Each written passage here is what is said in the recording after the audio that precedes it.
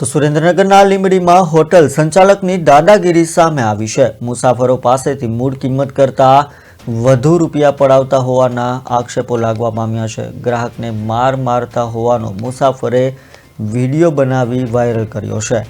હોટલના સંચાલકો પર કાર્યવાહી કરવા લોકની માંગ ઉઠી છે। તો મહત્વના સમાચાર સુરેન્દ્રનગરથી મળી રહ્યા છે। સુરેન્દ્રનગરના લીંબડીમાં નેશનલ હાઈવે પાસે આવેલ ઓનેસ્ટ હોટલના સંચાલકોની દાદાગીરી સામે આવી છે। આપણે જણાવી દઈએ કે હોટલ પર મુસાફરો પાસેથી વસ્તુની એમઆરપી કિંમત કરતાં વધુ રૂપિયા પડાવતા હોવાના મુસાફરોએ આક્ષેપ કર્યા છે। ત્યારે હોટલના સંચાલકો દ્વારા એક ગ્રાહકને મારતા હોવાનો પણ મુસાફરે વિડીયો બનાવ્યો હતો અને સોશિયલ મીડિયામાં વાયરલ કર્યો હતો। ત્યારે આ હોટલ ભાજપના ધારાસભ્યની હોવાનું સામે આવી રહ્યું છે।